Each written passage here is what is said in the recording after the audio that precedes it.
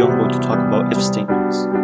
Now an if statement is basically saying if a certain condition is true, so if a certain condition is true, I want you to do some sort of statement. I want you to do some sort of task. So that in essence is all an if statement is. It's if this thing is true, I want you to do this. So if this, then that. And in essence, this is what makes programming so useful. It's the ability to make decisions based on evaluating certain conditions. And it's what differentiates programming and a computer from, let's say, a fancy calculator, is the ability to make these kinds of decisions. So the way we write an if statement in Java is we write if, we open up a pair of parentheses, and inside of these parentheses we have a condition.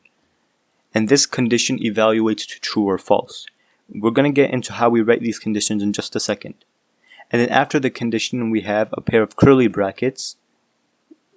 And inside these curly brackets, we have the task to be performed, right? So we have our task. So if this condition evaluates to true, then we do this task.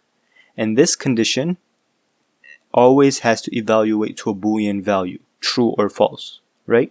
And this is where they come in. So if I do if true, and then I have, let's say a system.out.print, let's say a system.out.print here, hello, it's going to always print out that hello because this condition evaluates to true, so it's going to print out this thing right here.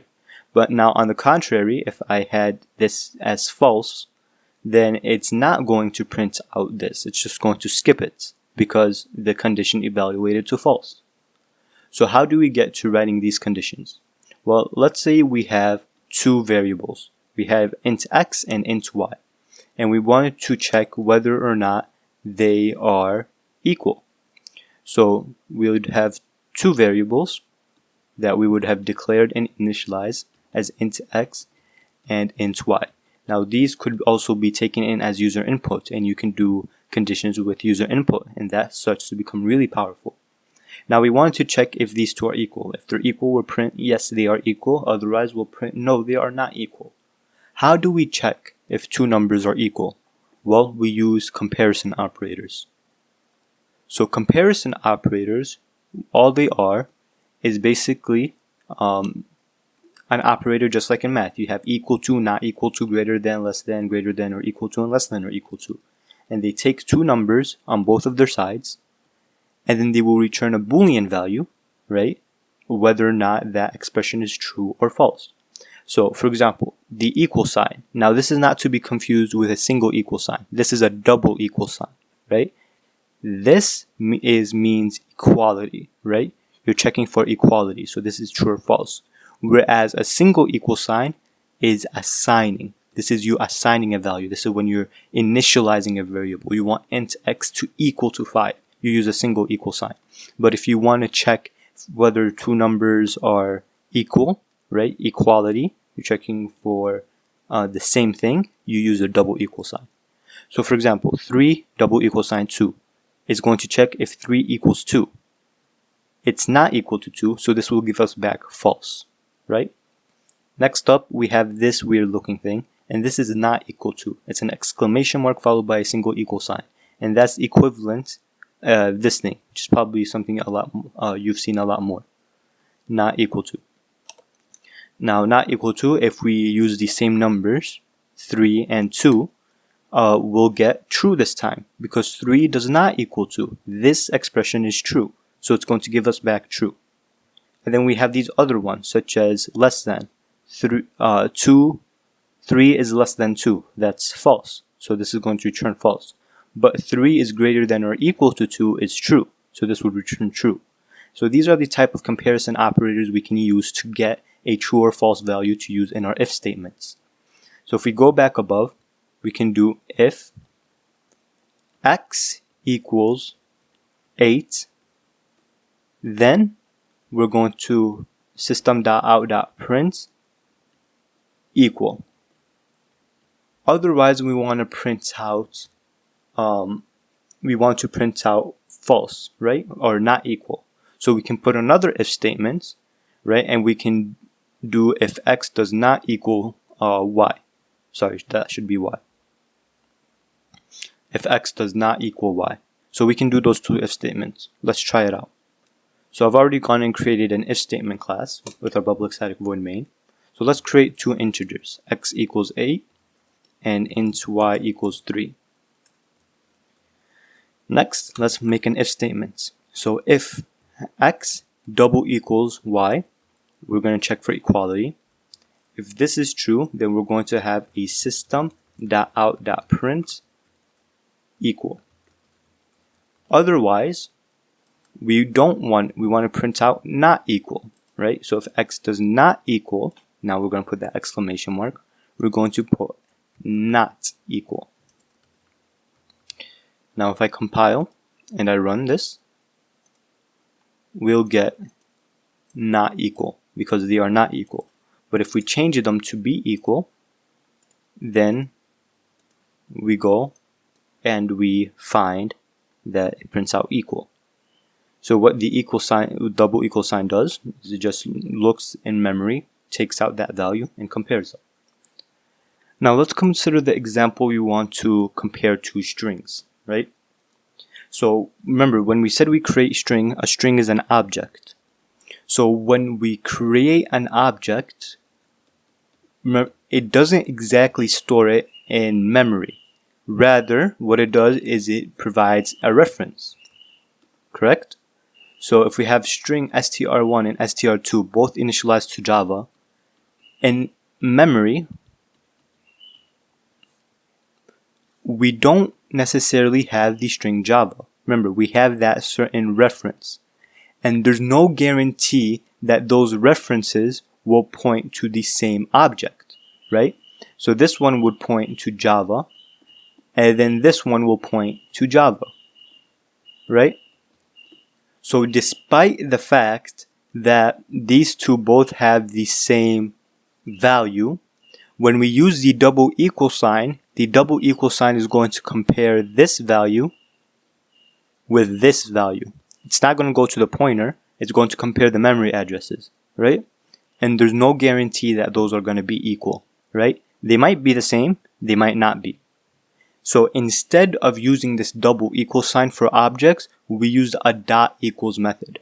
So for example, if I were to create two strings, string str1 and str2, and initialize them both to Java. If I wanted to compare their equality, I shouldn't do str1 double equals str2 because this is going to be comparing their memory addresses, which is not what I want. Instead, I'm going to use the dot equals method, right? Dot equals, and then this will give us the true or false value. And we discussed this in the previous video where we talked more in depth about the methods for strings. So this is how we would check for equality between two strings. So since these two strings are equal, if we compile and we run, we get that these strings are equal. Now if I wanted to check Java and Java, these are now no longer the same string because of the capitalization. So it doesn't print out anything.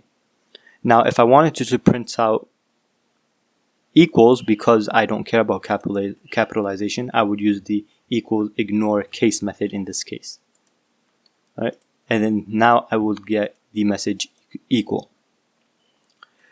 Now let's go back to our example with just the integers. I just want to throw that string, the comparing objects point real quick, that you have to use the dot equals method. But for now, let's go back to our integers. So here we had to have two separate cases, if x equals y and if x does not equal y.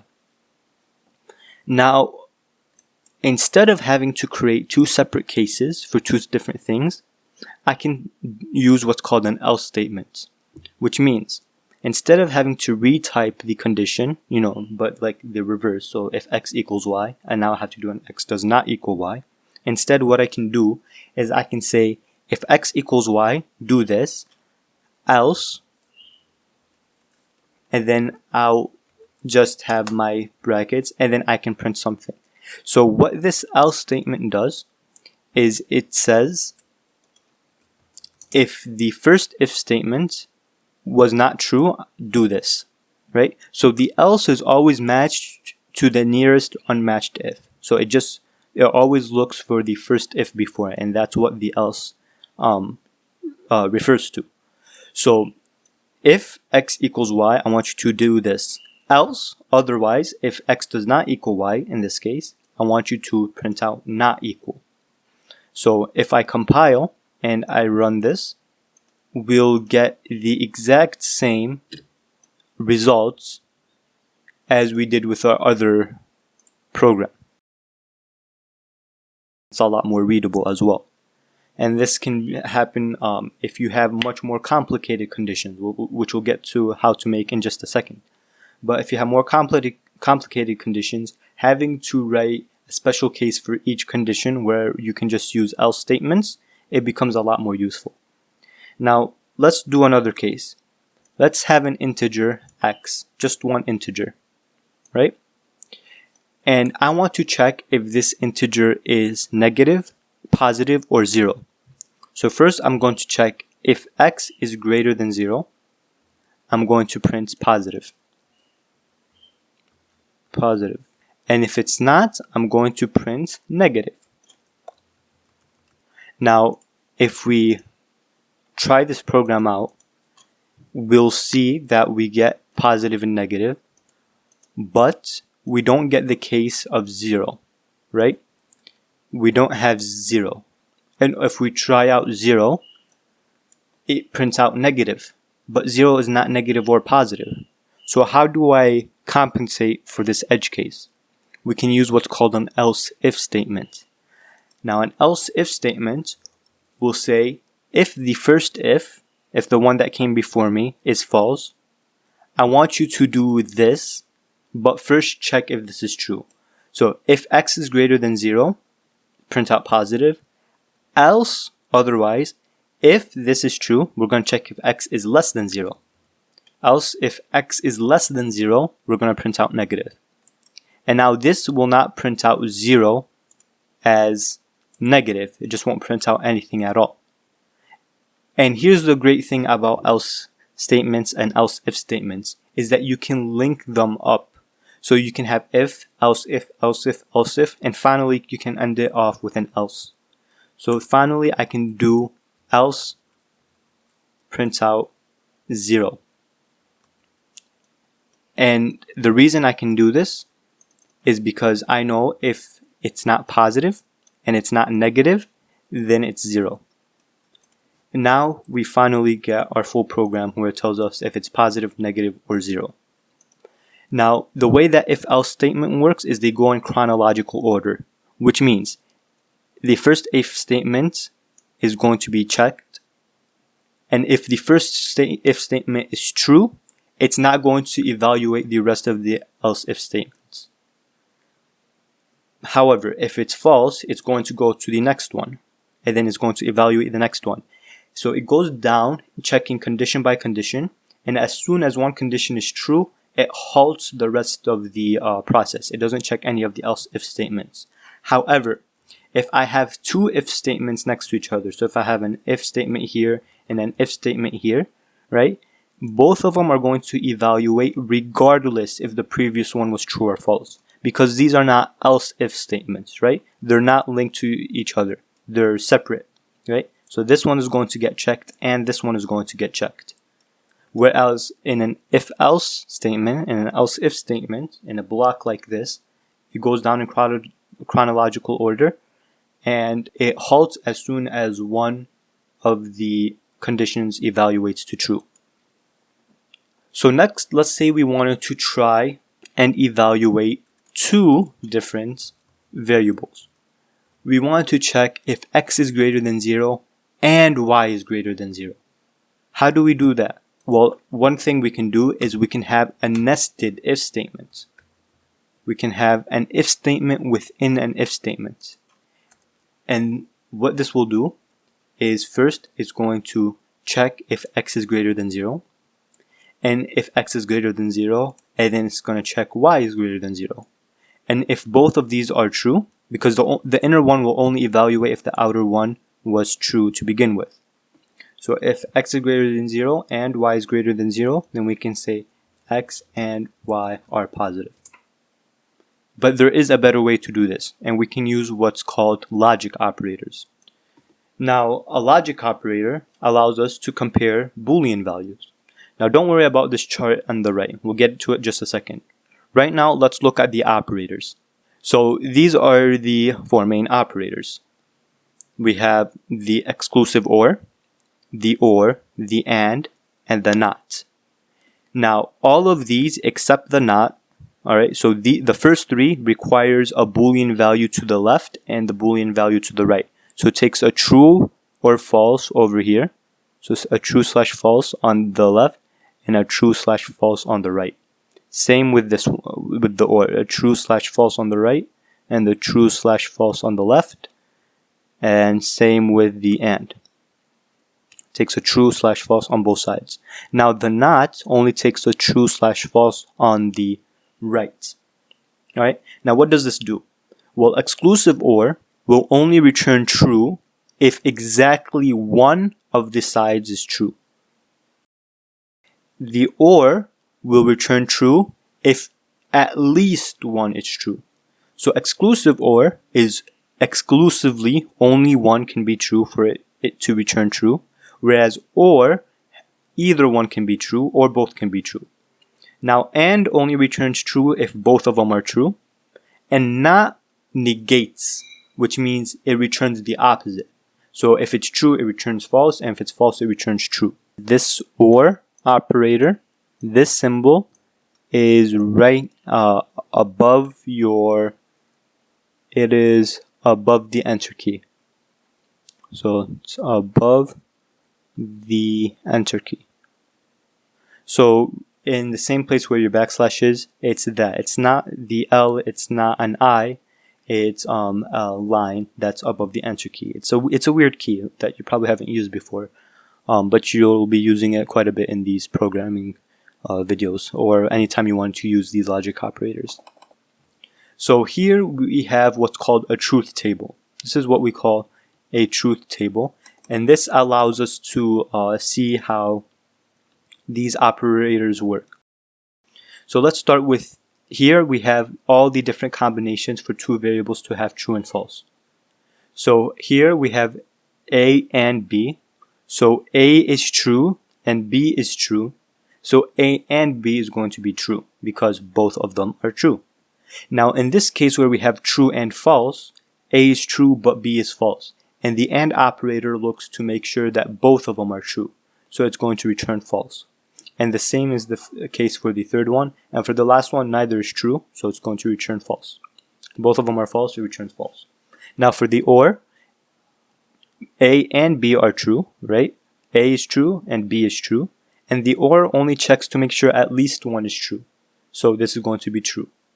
And then in the second case, A is true but B is false. But that doesn't matter because OR only is making sure that at least one of them is true. That's all that matters. And the same case is for the third one. Now for the last one, both of them are false. Neither is true, so the OR operator is going to return false. Now the A XOR B, here A and B is true. Now the exclusive OR, this little caret sign, make sure that only one of them can be true. So this is going to be false since both of them are true. Now in the other case, A is true but B is false. Since exactly one is true, it's going to give us true. And the same is the case for the third one. And for the last one, neither is true, so it's going to give us false. Now for this last one, it only is looking at A, right? It has nothing to do with B. So we can just like completely ignore B for the last one. So for A, for this one, it's true. Now this not sign is going to negate it, which means it's going to become false. And same for the second one, since it's the same value. Now for the third case, it's false, and it's going to negate it, so it's going to become true. So this is how these operators work. So if we were to go back to our program, instead of having two separate if statements, what we can do is we can have and y is greater than 0, right? Then we can have x and y are positive.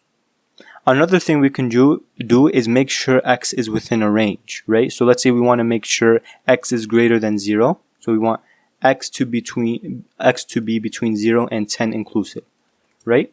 So we can do x, if x is greater than or equal to 0 and x is less than or equal to 10, then we can say x is within the range. Another thing we can do is we can use OR, right? So we can say if x equals 2 or x equals 4, right? So this is going to return true if x equals 2 or x equals 4. Now here's a common mistake I've seen a lot when people are first starting off with logic operators. And that's it. If they want to check if x equals 2 and x equals 4, what they sometimes do is x equals 2 or 4. That's not how it works. It's not going to check if x equals 2 or 4. Remember, it looks at both sides separately. So it's going to evaluate this side first, and it's going to give you a true or false. And then it's going to evaluate the right side, give you a true or false. And then it takes those Boolean values and compares them. It can't compare numbers like this, right? It's not going to look at the 2 or 4. That doesn't make sense. They're not Boolean values. It's not going to give you back a coherent answer. So that's something to keep in mind. Now we can also use parentheses in order to help establish which thing should be evaluated first, or just to help us with reading our code. So for here, I can make it easier to understand that each side is going to be evaluated separately. And what I can do is I can put this entire thing, right, this entire expression inside parentheses, and then I can perform another expression. And then I can say, and x is greater than 0, for example, right? So I can put this inside, and I can link as many of these expressions as I want. For example, what I can do is I can say x equals 10. Now let's say I want x not to equal 10. What I can do is I can do the not equal sign, right? I can do x does not equal 10. But another thing I can do is I can put this in parentheses, and then I can put that not operator in front of it, which does effectively the same thing. And that's really the nice thing with these logic operators, is there's multiple ways to kind of like write the same expression. And with whichever one that you think is most convenient for you to use at the moment. Now, one important thing I wanted to mention about if statements is that if you create a variable inside these brackets, right?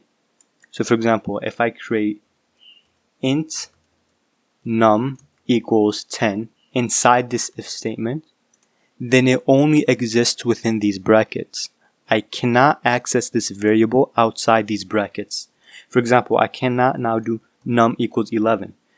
It will give me an error because it's saying cannot find this variable num, because it existed within these brackets first. A variable can only be seen within its brackets. So for example, here our public static void main. We have variables out here. These variables can be accessed anywhere in between these two brackets. But outside of these brackets, they do not exist. And same thing here. This number only exists between these two brackets. Outside of these two brackets, this number does not exist. If I wanted to do this kind of thing, I want to set num equals 10, I would first have to declare the number. I'd have to declare the number up here, and then I'd initialize it down here, right? And this allows me to use the number outside again. I no longer get an error when I try to use this number again outside of the if statement. So that's something to keep in mind. Anytime you have some type of brackets, your variables or any variable you create inside those brackets only exist within those brackets. You can't access them outside of those brackets, which is important to keep in mind. And something you can also do, you can check if x plus 2 equals 7. Or you can check if x plus 2 equals y minus 3. Or you can check x plus 2 divided by y, and because of order of operations, we'll put this over here like this, so that x plus 2 gets evaluated first. We can check if x plus 2 divided by y equals 5. Right? You can evaluate expressions. You can do greater than 5, less than 5. You can use the modulo, multiplication, any kind of operation you want. And you can even perform comparison operators with those operations. So that is really all there is to if statements. It's quite a bit to take in. It can be a little confusing at first, but it's important to get some practice and it will start to sink in. So for practice, have the user input a year, such as 2000. Now, a year is a leap year if it's divisible by 4. So if it's divisible by 4, then it's a leap year.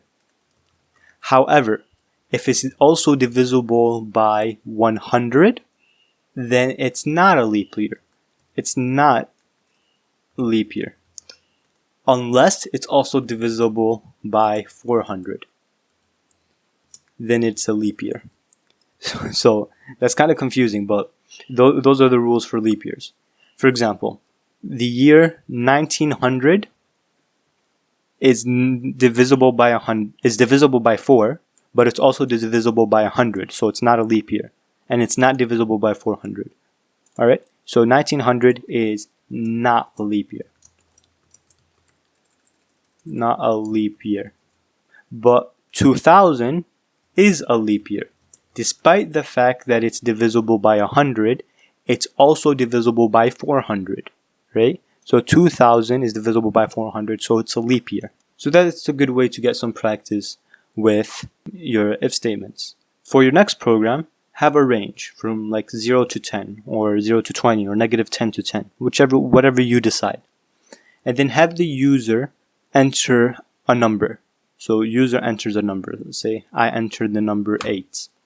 If the number is in the range, print out in the range. And if it's not, print out not in the range. And for your last program, have the user enter a grade from 0 to 100.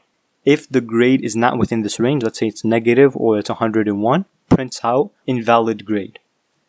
And then print out the letter grade it is. So 90 to 100, print out an A, 80 to 89, print out B, and so on. So get practice using creating these 3 different programs. This is really the foundation for the rest of the programming we're going to be doing. Thank you for watching, and I'll see you in the next one.